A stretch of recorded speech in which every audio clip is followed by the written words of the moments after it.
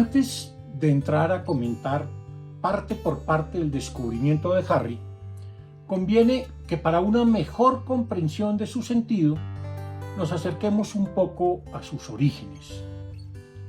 ¿De dónde salió? ¿Por qué y cómo Matthew Lipman se vio llevado a escribir una historia como esta? ¿Por qué el nombre Harry? ¿Cuántos años tiene Harry Stottlemyre? ¿Cuántas versiones existen de él? Nos ocuparemos de estos y otros asuntos, retomando algunos escritos del propio Lipman, así como otros datos sobre las muy diversas versiones del descubrimiento de Harry que existen hoy en diversas lenguas y en muy diferentes partes del mundo. Desde luego, nadie nos puede contar con mayor propiedad el origen de una obra que su propio autor.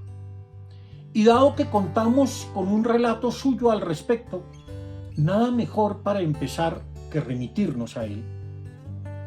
Se encuentra en un texto de Lipman publicado en inglés como On Writing a Philosophical Novel, en el libro editado por Anne Margaret Sharp y Ronald Reed, Studies in Philosophy for Children, Harry Stottlemyre's Discovery, publicado en Filadelfia en 1992. Tomo de allí algunos pasajes que considero especialmente relevantes. Dice Lipman: en 1969, después de haber dictado por varios años cursos introductorios de lógica a estudiantes universitarios, empezaba a tener serias dudas acerca del sentido de dicha tarea. Había tenido dudas similares durante mi época de estudiante, pues por entonces la materia no me resultaba congenial. Sin embargo, cuando uno dicta un curso por varios años, tiende a creer que es útil y significativo más allá de las primeras reservas. A pesar de todo, me encontré preguntándome de nuevo qué posible beneficio obtenían mis estudiantes al estudiar las reglas que permiten determinar la validez de los silogismos o al aprender a construir proposiciones contrafácticas.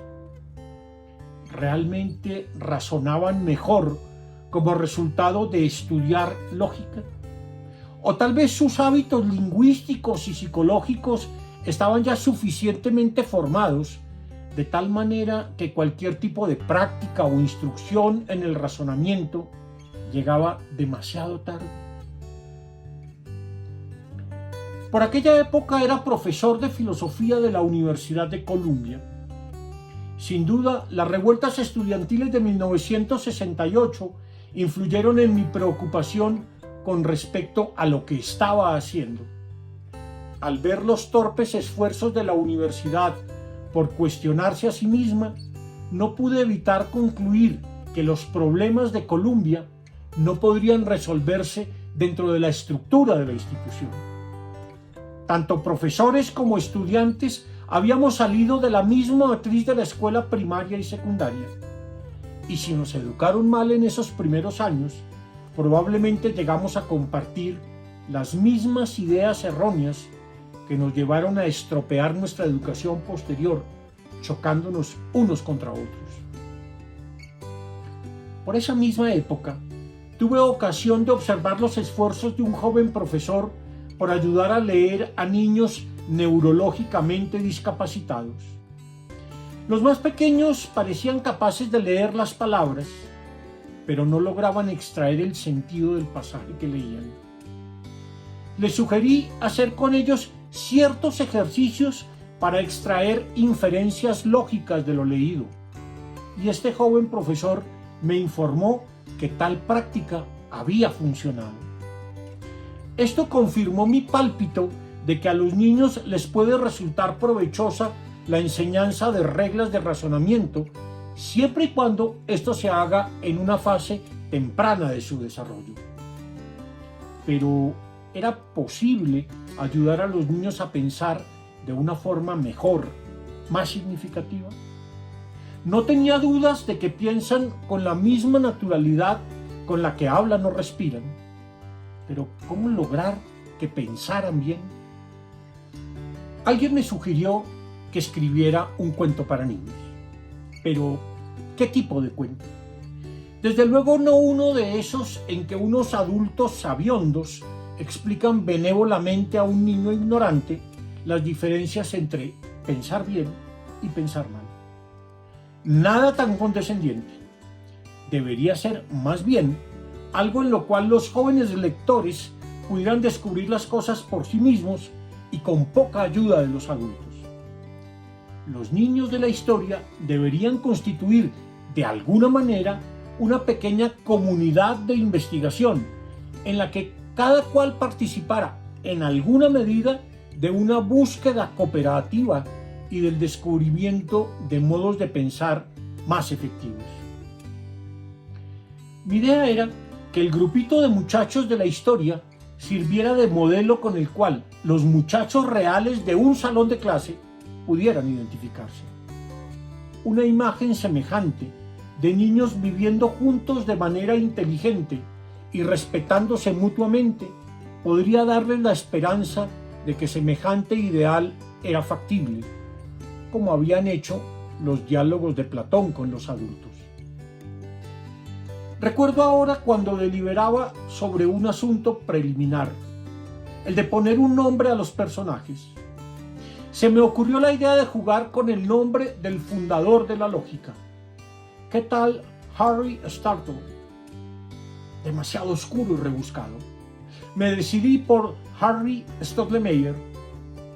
Los nombres de los otros personajes me fueron sugeridos por diferentes líneas étnicas ancestrales, una estrategia que asumí de forma consciente de Moby Dick. No tomé los personajes ni la trama de la vida real. Mis hijos tenían por entonces 8 y 9 años, pero no se me ocurrió usarlos como modelos. Ellos me dieron más bien un sentido de las posibilidades de diálogo con los niños y jóvenes. Los personajes, creía yo, se debían diferenciar no tanto por sus caracteres como por sus estilos de pensamiento. Uno debería ser empirista, otro intuitivo, un tercero analítico, un cuarto escéptico, etc. Aunque ningún estilo se debía presentar como inherentemente mejor o peor que otro. Harry debía ser paciente y explorador, y debía alternar entre actitudes de asombro, cuestionamiento y duda. Sospechaba que sus habituales confusiones y las situaciones embarazosas en las que se encontraría lo acercaría a los niños y jóvenes mucho mejor de lo que lo harían las virtudes de un protagonista menos falible. En cuanto a la trama de la historia, estaba convencido de que debería ser un paradigma de investigación en miniatura.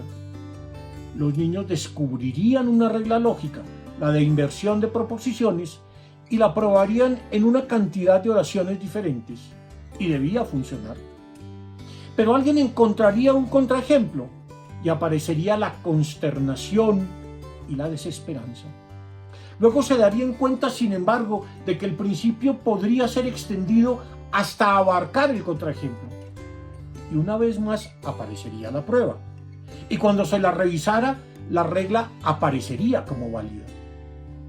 Pero, ¿funcionaría en la vida real? El episodio final del capítulo brindaría a los estudiantes la oportunidad de aplicar su descubrimiento en una situación extraescolar y darse cuenta de que funciona. Estas fueron algunas de las circunstancias inmediatas que rodearon la redacción del primer capítulo del descubrimiento de Harry.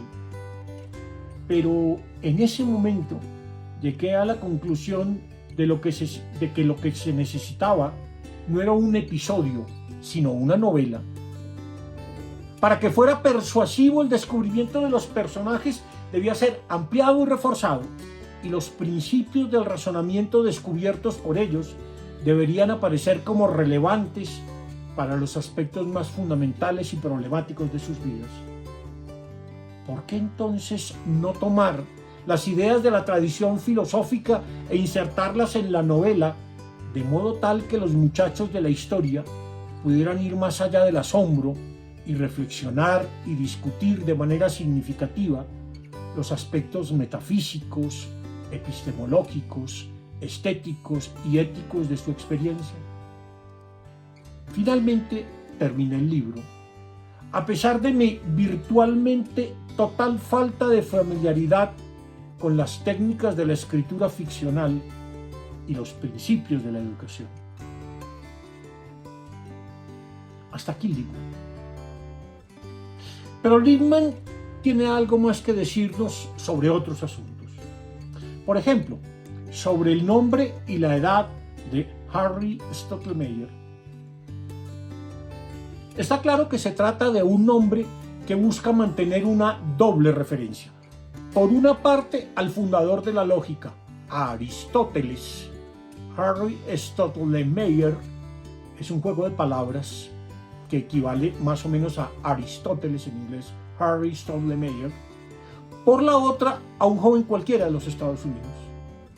Pues sí, es que se trataba de eso, de un Aristóteles hecho un muchacho norteamericano, de Harry Stottlemyre. Desde luego, cuando la novela se ha traducido a otras lenguas y se ha adaptado para los estudiantes de diversos países y culturas, el nombre de Harry y sus compañeros muchas veces ha cambiado, con el fin de adaptarse a cada situación.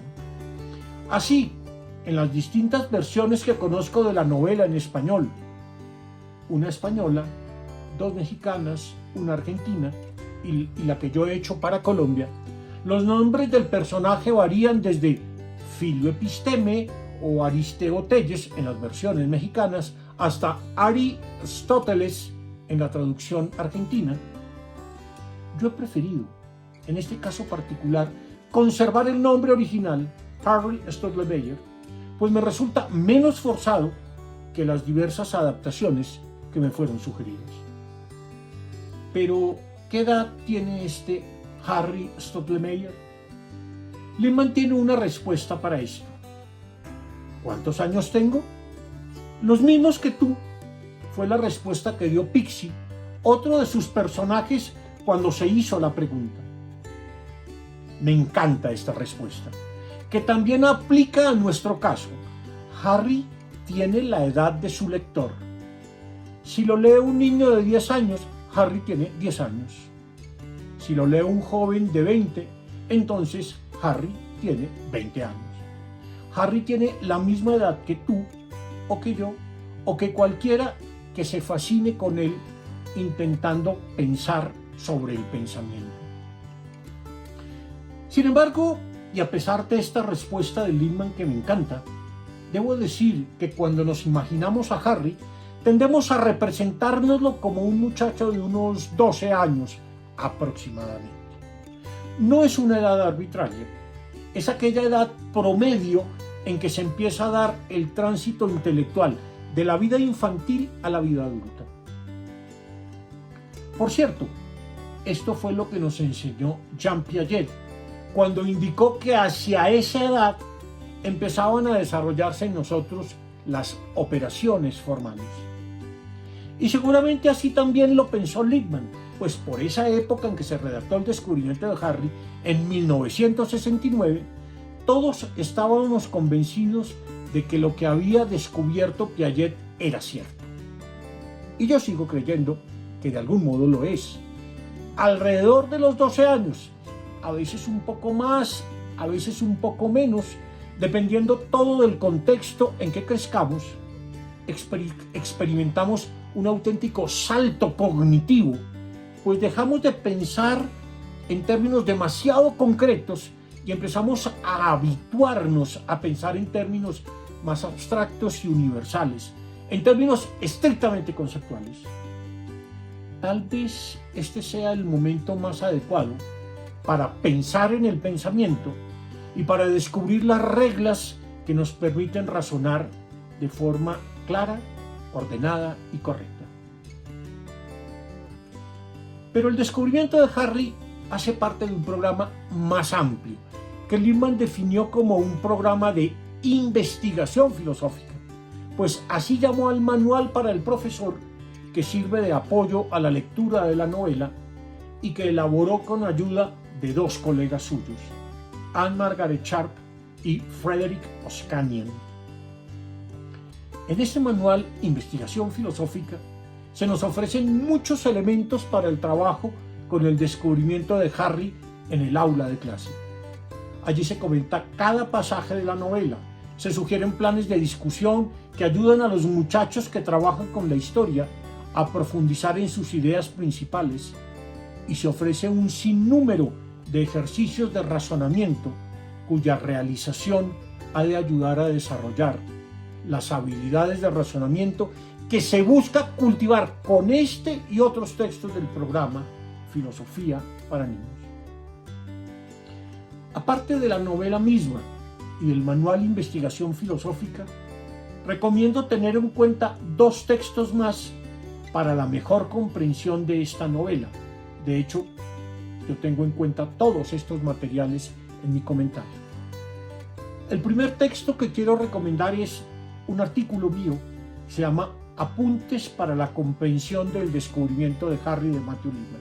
Son eso, unos apuntes, unas observaciones que yo hice a partir de la lectura del texto de Lipman, que fue publicado por la revista Análisis de la Universidad Santo Tomás de Bogotá. Allí encuentran el link para que lo puedan seguir. El segundo documento, que es muy importante, es el libro de Anne Margaret Sharp y Ronald Reed, Studies in Philosophy for Children, Harry Stottlemeyer's Discovery, publicado en 1992 en Filadelfia. Allá van a encontrar diversos artículos de especialistas en filosofía para niños que desde distintas perspectivas nos ayudan a comprender los fundamentos filosóficos, psicológicos y pedagógicos de esta novela de Lipman. Al final de ese texto, además, hay un documento muy interesante, escrito por el propio Lipman, una referencia pormenorizada de las fuentes y las referencias que él tuvo presentes para la composición y redacción de cada una de las partes del descubrimiento de Harry. Bueno, espero que ahora sí estemos listos para iniciar nuestra navegación por las páginas de esta singular novela, El descubrimiento de Harry. Nos veremos muy pronto.